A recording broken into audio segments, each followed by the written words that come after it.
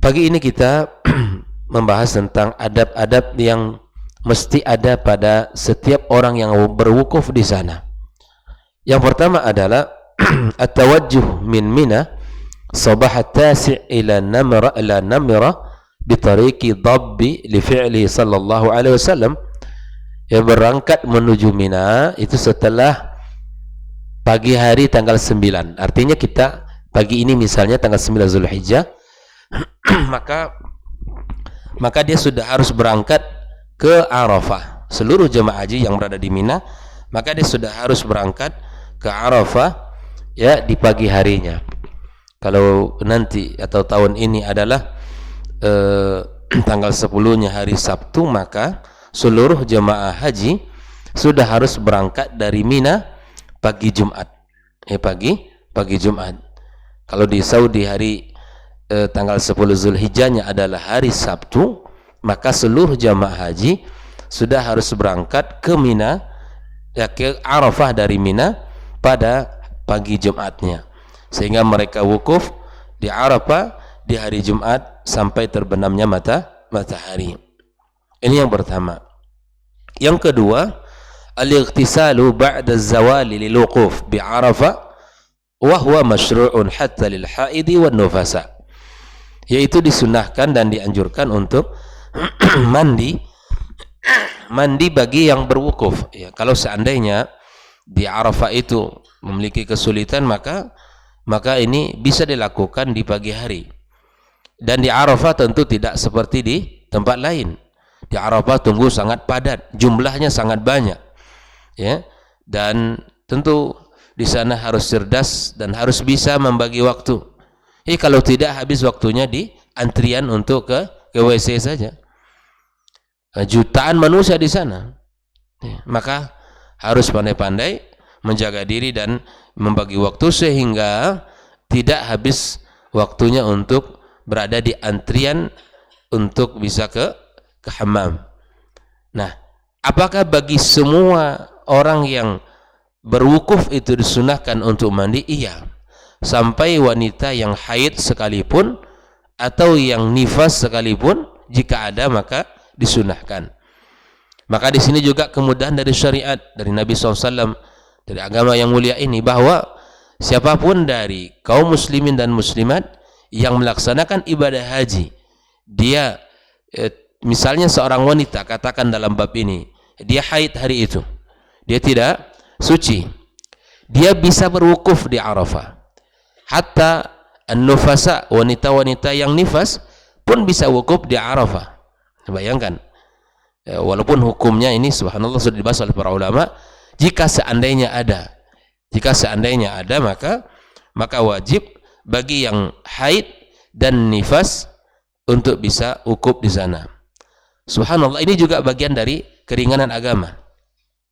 Ketika misalnya berangkat dari Madinah Al-Munawwarah, ketika dia ingin berihram di Bir Ali atau Zulhulaifah, sampai wanita haid pun mesti dia mandi untuk ihram, kemudian dia berpakaian seperti mana yang telah disyariatkan dan memasang niat, ya, mengambil niat di Bir Ali atau di Zulhulaifah. Sampai di Mekah dia harus menunggu sampai haidnya selesai, dan ini tentu diambil dari kisah ibunda kita Aisyah radhiyallahu taala anha. Kata Nabi SAW, lakukan apa saja yang diperintahkan kecuali tawaf di Ka'bah itu tidak dibenarkan kecuali bagi yang suci. Nah, oleh karenanya yang ketiga di antara adab yang mesti dijaga adalah al-wuquf bi mawqifi Rasulillah sallallahu alaihi wasallam inda as-sakhratil 'azimatil mafrusha fi asfali Jabalir Rahmah alladhi tawassat Arafah.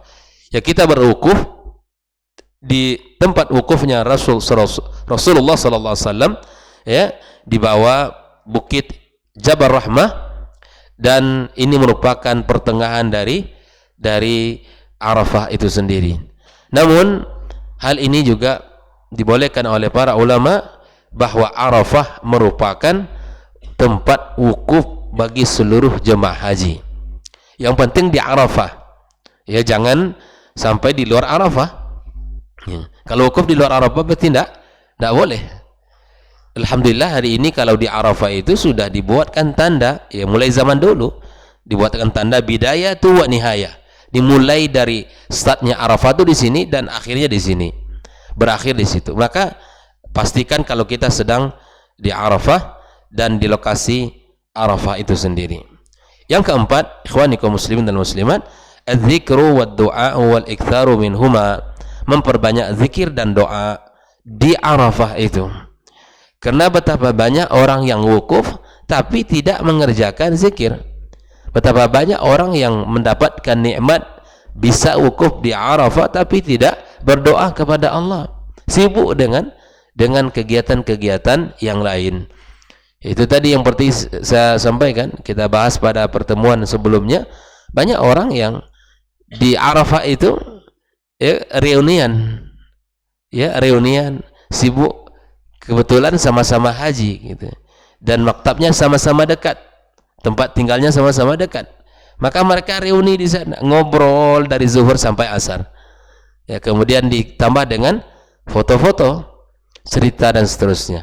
Bahkan subhanallah, pemerintah Arab Saudi, setahu saya di Arafah itu diputus hubungan koneksi telepon. Kenapa sebabnya? Agar orang tidak bisa menelpon, dalam bab bahwa di hari itu fokus kepada doa dan zikir saja. Ya.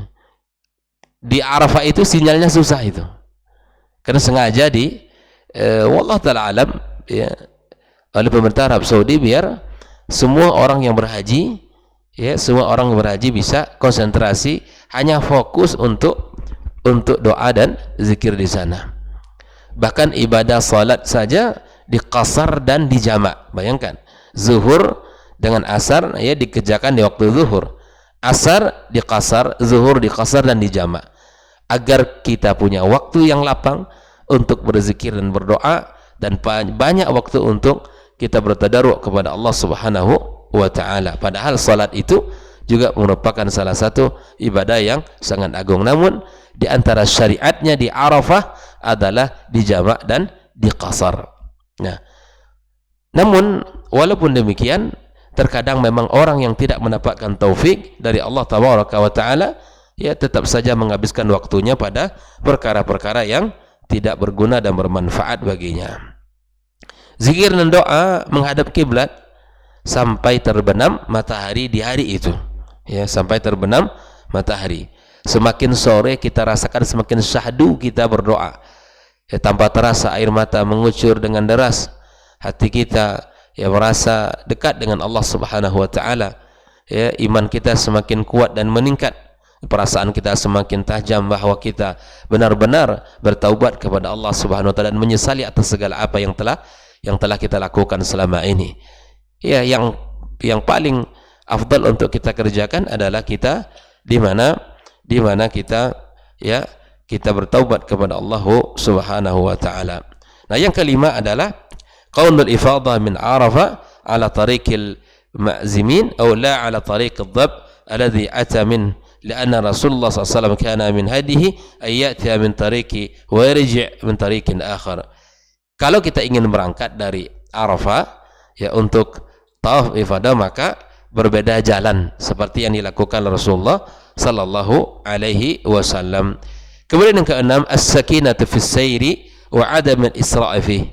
Kita berjalan dengan penuh ketenangan, ya, kemudian kita tidak terburu-buru. Alhamdulillah hari ini pemerintah Arab Saudi kita dapatkan bagaimana perhatian yang sangat luar biasa, bagaimana khidmat mereka terhadap jamaah haji.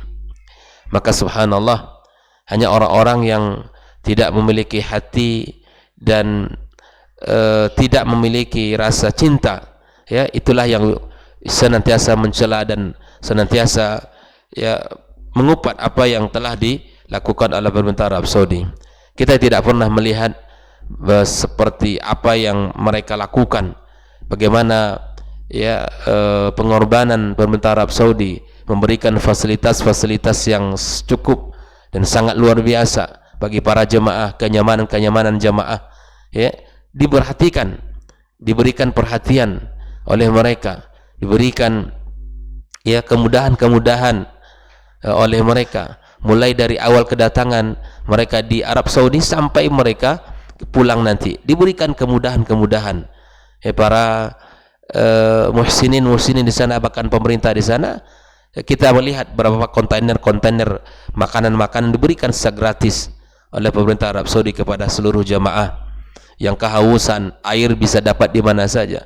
Yang lapar diberikan bingkisan, diberikan nasi, diberikan makanan kepada jemaah yang ada di sana. Ya, bahkan pemerintah Arab Saudi pun menyiapkan ya air zam-zam, air di mana setiap jalan-jalan sehingga bisa minum. Ya, sehingga kemudahan-kemudahan itu sangat kita rasakan, dan seluruh orang juga merasakan dari belahan dunia tentang pelayanan-pelayanan yang telah diberikan oleh pemerintah Arab Saudi untuk seluruh jemaah. Ya, kalau seandainya ada yang mengatakan bahwa jemaah haji itu tidak aman, tentu ini tidaklah perkataan yang benar.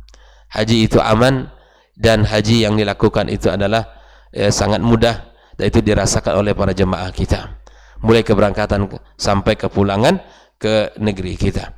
Adapun jika seandainya ada jemaah haji yang tahun ini kan sudah beredar nih di informasi di media massa, ada jemaah haji yang baru sampai di Jeddah, sudah berihram lalu dipulangkan ke negerinya, termasuk orang Indonesia.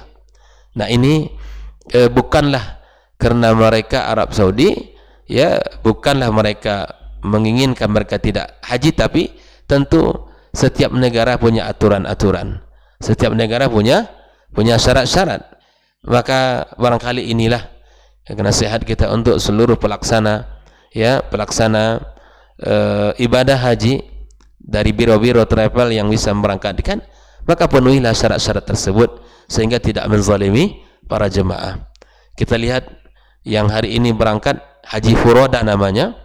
Haji furoda itu bayarannya tidak seperti haji biasa. Kalau haji furoda ini bayarannya antara ya 295 juta sampai 370 juta. Itu untuk satu orang saja. Tiba-tiba sampai berangkat, ya, sampai di Jeddah ingin masuk melaksanakan umroh, ternyata ditolak oleh pemerintah Arab Saudi. Sekali lagi, ini bukan dari pemerintah Arab Saudi yang menolak mereka untuk berhaji, tapi ada syarat-syarat yang tidak dipenuhi oleh mereka. Nah, oleh karenanya kepada para pelaksana biro travel hendaklah yang memenuhi syarat-syarat tersebut sehingga tidak menzalimi masyarakat yang sudah bayar sekian ratus juta ingin berangkat haji, bahkan menghabiskan uang 400 juta, 350 juta berangkat haji, kemudian dipulangkan, dan tentu uangnya hangus. Dan sekali lagi, kesalahan bukan pada negara Arab Saudinya, tapi terkadang kesalahannya ada pada kita, ya, yang berangkat kemudian dipulangkan, dan betapa banyak hal-hal seperti ini terjadi. Maka oleh karena itu, ya, nasihat untuk diri dan semua kita bahwa lakukanlah, ya, penuhilah syarat-syarat itu sesuai dengan yang telah ditetapkan oleh pemerintah Arab Saudi. Tak bisa pula kita punya ego, ya. Negara kita punya aturan, negara mereka juga punya aturan. Ya, masing-masing punya aturan, dan masing-masing punya pandangan. Maka oleh karenanya saling menghargai dan saling memenuhi syarat tersebut sehingga tidak ada pihak yang dirugikan. Nah, oleh karenanya ikhwani wa akhwati fiddin, sekali lagi orang-orang yang berangkat haji kita doakan agar Allah mudahkan, agar Allah berikan keselamatan, agar Allah berikan, ya, pelaksanaannya lancar sampai dari mereka tiba sampai mereka pulang nantinya, ya, kemudian kembali dalam keadaan haji yang mabrur, yang diterima oleh Allah Subhanahu wa taala, yang mana Nabi mengatakan al-hajjul mabrur laisa lahul jazaa illal jannah. Nah, kemudian yang ketujuh adalah al-iktsaru min at-talbiyah fi tariqihi ila Mina wa Arafah wa Muzdalifah. Ya, memperbanyak untuk membaca talbiyah. Talbiyah kapan dibaca oleh jemaah haji? Mulai pada tanggal 8 Zulhijjah, di hari tarwiyah, di saat mereka sudah mulai niat haji. Tentu kalau ini hajinya haji tamattu. Haji tamattu itu adalah antara umroh dengan hajinya terpisah. Ya, contoh si fulan misalnya berangkat haji berangkat haji dari Indonesia. Ya dari Indonesia rata-rata pasti haji tamattu. Haji yang menggabungkan antara pelaksanaannya umroh dan haji itu sendiri dengan cara terpisah. Berangkat pertama dia umroh dulu, selesai umroh dilaksanakan, maka dia bertahalul dan bisa berpakaian seperti biasa sampai datangnya tanggal 8 Zulhijjah, disebut hari tarwiyah. Di hari itu dia kembali mandi, berpakaian ihram dan berniat ihram untuk haji. Pada tanggal 8 Zulhijjah jamaah berangkat dari tempat mereka ke mana? Ke Mina. Di Mina itu mereka mabit 1 malam. Mulai dari dia berniat untuk haji, di saat itulah memperbanyak talbiyah. Labbaik Allahumma labbaik, labbaik la syarika laka labbaik, innal hamda wan ni'mata laka wal mulk la syarika lak. Pada tanggal 8 Zulhijjah jamaah berada di Mina dan memperbanyak talbiyah di sana. Nah, untuk tata cara salat di Mina itu tidak di jamak, tetapi hanya di qasar. Artinya zuhur tetap 2 rakaat di waktu zuhur, asar 2 rakaat di waktu asar. Tidak di jamak dia. Berbeda di Arafah. Kalau di Arafah salatnya apa? Di jamak dan di qasar. Tapi di Mina itu cukup hanya di qasar tanpa di jamak. Itu bedanya. Maka 1 hari tanggal 8 hari tarwiyah itu jamaah berada di sana dan memperbanyak talbiyah di hari itu. Inilah yang dilakukan, ya. Kemudian berangkat dari perjalanannya dari Mina ke Arafah, itu juga memperbanyak talbiyah, sampai di Arafah juga memperbanyak talbiyah.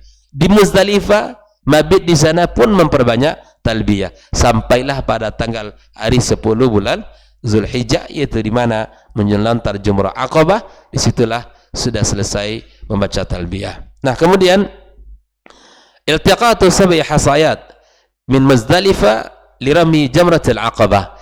Nah, apa yang kita lakukan di Muzdalifah setelah kita berangkat dari Arafah menuju Muzdalifah? Di Muzdalifah kita mabit mencari 7 butir batu saja. Mencari 7 butir batu yang besarannya lebih besar sedikit dari kerikil, ya, tidak terlalu besar dan juga tidak terlalu kecil. Apa kita gunakan untuk melontar Jumrah Aqabah di hari tanggal 10 Zulhijjah? Melontar Jumrah Aqabah di hari tanggal 10 bulan Zulhijjah itu. Ini yang kita bawa itu dari Muzdalifah. Ya. Maka di sini heboh itu. Jemaah haji tentu semuanya mencari gitu, ya. Dan insyaallah tersedia aja jutaan manusia mendapatkan kerikil-kerikil kecil itu. Alhamdulillah. Yang ke-9, ad-daf' min Muzdalifah ba'da al-isfari wa qabla tulu'i syams. Berangkat dari Muzdalifah kemudian menuju Mina, ya, setelah mulai salat subuh dan mulai nampak naik matahari. Kemudian yang ke-10, al-isra' fi sayri bi batni Muhaisir, ya, kita disunahkan berjalan dengan cepat di Muhassir, ya, wa tahrikud dabati aw daf'us sayara qadra ram'i hajratin aw hijrin in lam yakhsha dararan. Ini tentu tempat yang tidak boleh kita di sana, ya. Oleh Nabi SAW kita disuruh bergerak karena di tempat inilah dulu, ya, tentara Abraha dilempar oleh burung-burung ababil yang saat itu mereka ingin menyerang kota suci Mekah. Kemudian yang 11 adalah ramyu jamratil aqabah baina tulu'i syamsi waz zawal. Kita melontar jumrah itu yang paling afdal antara tulu'i syamsi sampai waktu zawal. Artinya dari pagi sampai waktu zawal. Dari terbitnya matahari sampai waktu zawal. Dan membaca Allahu Akbar setiap kali lemparan. Bismillahi Allahu Akbar, Bismillahi Allahu Akbar sebanyak 7. Pastikan batunya masuk ke dalam piringnya. Ada tempatnya itu. Dan subhanallah, ini kita melontar adalah melontar sesuai dengan syariatnya. Jangan pakai, ya, semangat sebagian jamaah itu luar biasa. Seakan yang dilontar itu syaitan langsung, gitu, ya. Syaitan langsung. Sehingga yang didapat, apa saja yang didapat dilemparkan. Tidak, cukup 7 batu kecil kerikil, ya, Ya, zaman dulu itu lebih crowded lagi. Sekarang alhamdulillah sangat-sangat mudah sekali. Ya, kalau dulu kalau di hari tanggal 10 Zulhijjah itu sangat sulit. Bayangkan satu tiang jumroh itu didatangi oleh berapa juta manusia. Bisa kita bayangkan berapa crowded dan betapa padatnya itu. Bahkan sebagian kita ini betul-betul kalau pakai sendal itu, ya sudah, sendal itu akan tinggal, ya, pergi buat sendal, pulang tanpa sendal. Bahkan itu kain mesti diikat kencang-kencang karena ada yang tertarik. Kalau sudah tertarik, ya bisa dibayangkan bagaimana kondisinya. Ya, selendang diikat betul. Alhamdulillah hari ini pemerintah Arab Saudi mereka terus berpikir bagaimana cara memberikan pelayanan yang terbaik sehingga tidak ada nyawa yang korban di sana. Alhamdulillah. Ini adalah yang Allah berikan kepada Khadimul Haramain Syarifain biqiyadati Malik Salman Ibn Abdul Aziz. Ya, mereka adalah pelayan dua tanah suci, ya, di atas pimpinan Raja Salman. Semoga Allah Subhanahu wa taala memberkahi beliau dan seluruh negeri dan kerajaan yang beliau pimpin. Kemudian yang ke-13 adalah bahwa di hari itu kita menyembelih hewan dan kita menyembelih hewan korban kita di sana dan mengatakan Allahumma hadza minka wa ilaika. Ini yang besok yang membaca doa itu, ya, Allahumma hadza minka wa ilaika. Ini korban dari engkau untuk engkau. Allahumma taqabbal minni, ya Allah terimalah dari kami, kama taqabbalta min Ibrahim khalilak, sebagaimana engkau terima dari Ibrahim kekasihmu. Ba'da yaqul bismillahi Allahu akbar, ya, baca bismillah dan bertakbir lalu kemudian sembelih. Ya, dalam penyembelihan ya tentu harus putus antara dua urat yang ada di leher seekor hewan tersebut sehingga dia tidak tersiksa, dan disunahkan bagi kita untuk menajamkan pisau yang kita gunakan untuk menyembelih sehingga tidak tersakiti hewan tersebut. Nah, yang ke-14 al-aklu minal hadi, id kana sallallahu alaihi wasallam ya'kul min kabidi adhiyati aw hadi. Ya, bagian hal juga yang penting kita makan dari hewan yang kita sembelih. Ke-15 al-masyu ila rambil jamarati thalatha ayyam tasyrik. Pada tanggal hari tasyrik 11, 12, 13 kita melontar 3 jumroh. Kalau hari 10 tanggal 10 kita hanya melontar 1 saja. Tapi di hari tasyrik 11, 12, 13 kita melontar 3 jumroh yang ada di sana. Masing-masing melontar 7 butir, 7 berarti 21 kali 3. Tapi kalau seandainya kita mewakilkan orang melontar, itu boleh. Misalnya si fulan ini orang tua kita tidak berangkat untuk melontar karena sakit, maka anaknya boleh mewakili dia. Lemparkan dulu untuk dia, ya, 7 kali bismillah Allahu akbar 7 kali. Setelah dia lempar untuk dia, maka dia wakilkan ibunya yang tidak berangkat atau ayahnya, lemparkan untuk dia. Ini boleh, ya, karena ini bukan rukun, ya, dia bukan rukun haji. Maka kalau bukan rukun boleh kita gantikan, ya, boleh kita gantikan. Dan subhanallah ini bisa kita lakukan orang tua kita yang tidak kuat berjalan, ya, apalagi di Mina Jadid itu. Mina Jadid itu dari tempat maktab sampai melontar itu 7 kilo. Kalau tidak salah lebih kurang itu 7 kilo gitu. Berangkatnya 7 kilo, pulangnya 7. Berapa bos? 7 kilo dari sini kemana ini? 7 kilo ya bisa jadi ke Uin Panam kan lumayan itu, lumayan berjalannya. Kalau seandainya orang tua itu kan sangat sulit bagi mereka itu. Yang mereka di Mina Jadid itu daerah perluasan Mina itu, ya, itu subhanallah. Maka sebagian mereka tidak mau balik lagi ke maktab, ya, nginap di daerah-daerah Jamarat sampai 3 malam. Nah, ini pemerintah Arab Saudi juga menertibkan ini, sehingga kalau terlalu ramai di sekeliling Jamarat itu sulit untuk orang berjalan di sana, dan itulah terjadi insiden, ya, peristiwa-peristiwa yang akhirnya kemudian bisa mengundang kematian. Kita ingat sebelum corona, ya, beberapa tahun itu sebelum corona itu terjadi, ya, mereka ingin berangkat, ini pulang, ya, waktunya panas di siang hari, ya sudah, akhirnya disinilah saling dorong, saling tabrakan, dan Alhamdulillah pemerintah Arab Saudi kembali mengkaji dan terus memberikan. Makanya pemerintah Arab Saudi dalam bab ini mereka sangat ketat, ya, sangat ketat dan disiplin.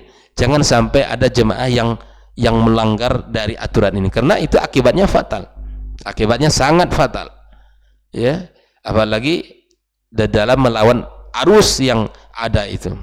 Nah, pemerintah Arab Saudi dulu masih kita dapatkan jamaah-jamaah itu masih bisa berangkat, kalau bahasa kita bahasa haji koboi istilahnya, artinya kita berangkat tanpa maktab.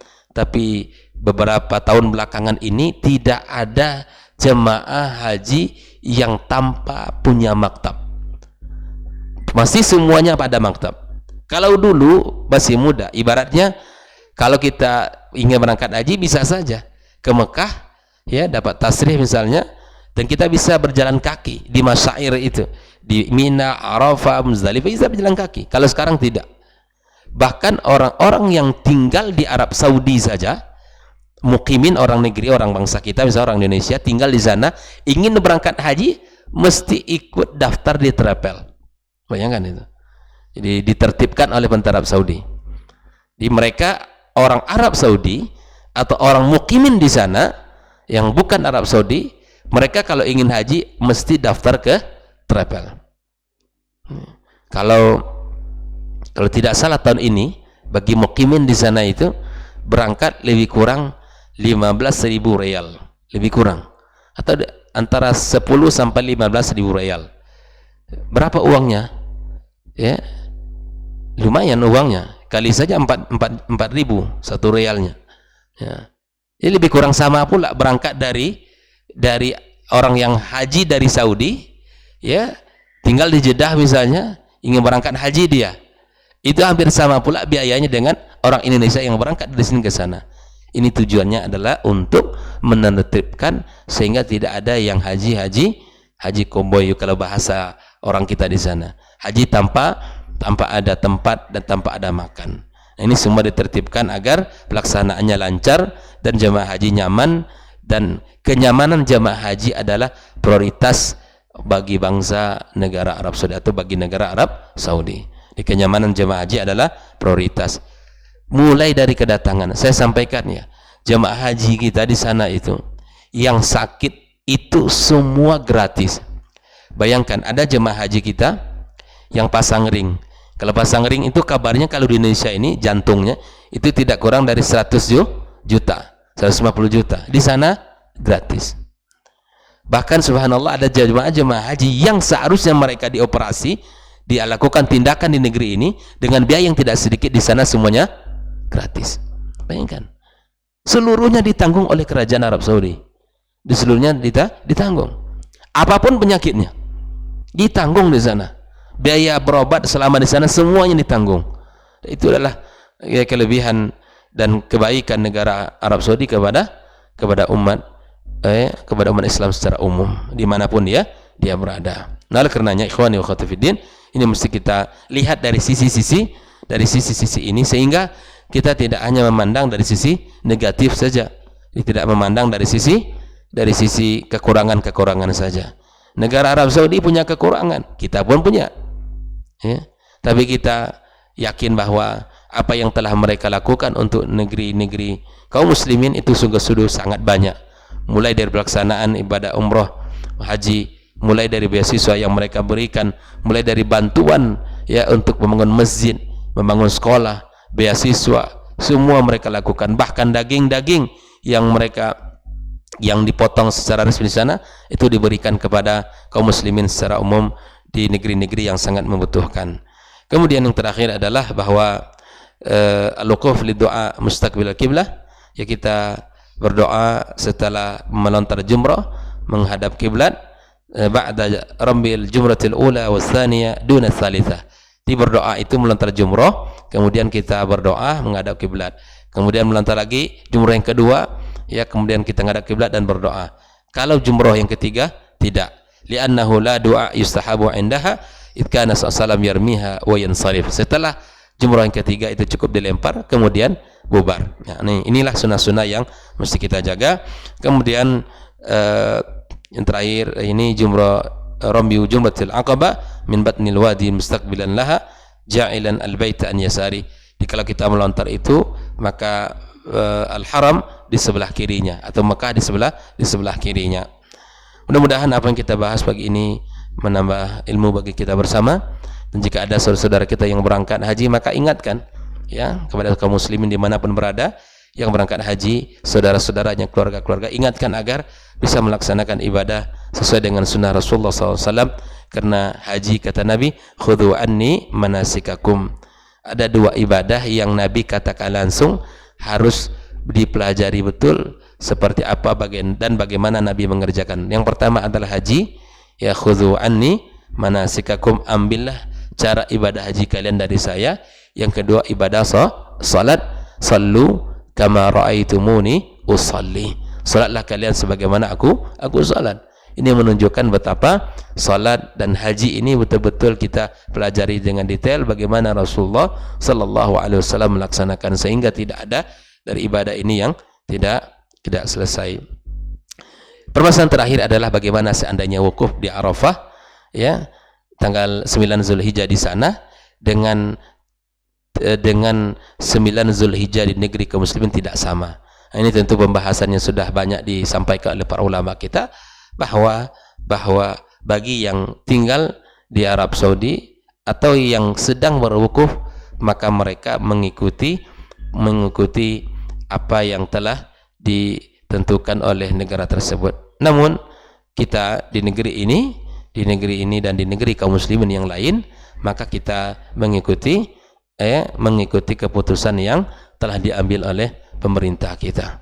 Mudah-mudahan ya kita tidak ragu lagi dalam bab ini. Ya, nanti mana ini Ustaz?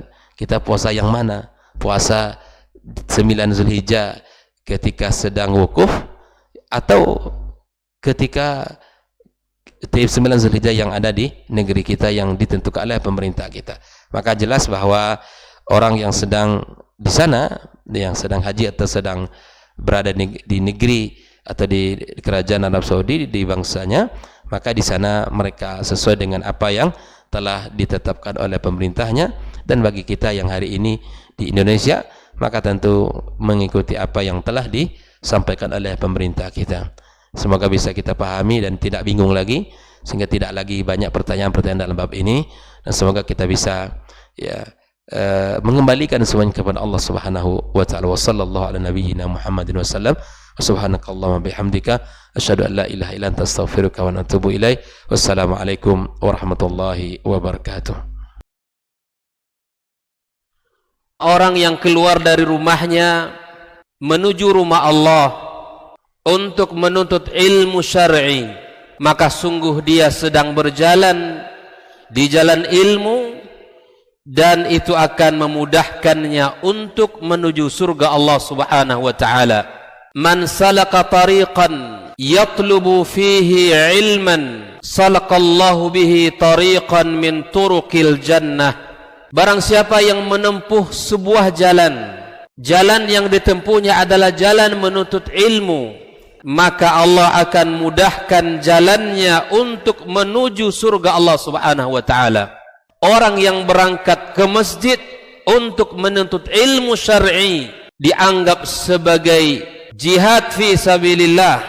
Nabi alaihi salatu wassalam bersabda, "Man dakhala masjidana hadza," barang siapa yang memasuki masjid kami ini, yakni Masjid Nabawi, liyata'allama khairan, untuk belajar atau mempelajari kebaikan, au yu'allimuhu, atau dia mengajarkan kebaikan, kal mujahidi fi sabilillah, adalah seperti orang yang berjihad di jalan Allah. Mudah-mudahan kehadiran kita di rumah Allah yang mulia ini, tujuan kita hanya satu, untuk mencari ridha Allah tabaraka wa taala. Mudah-mudahan ilmu yang kita pelajari, ilmu yang memberikan keberkahan, yang menerangkan jalan kita dan senantiasa menjaga kita di jalan Allah Subhanahu wa taala.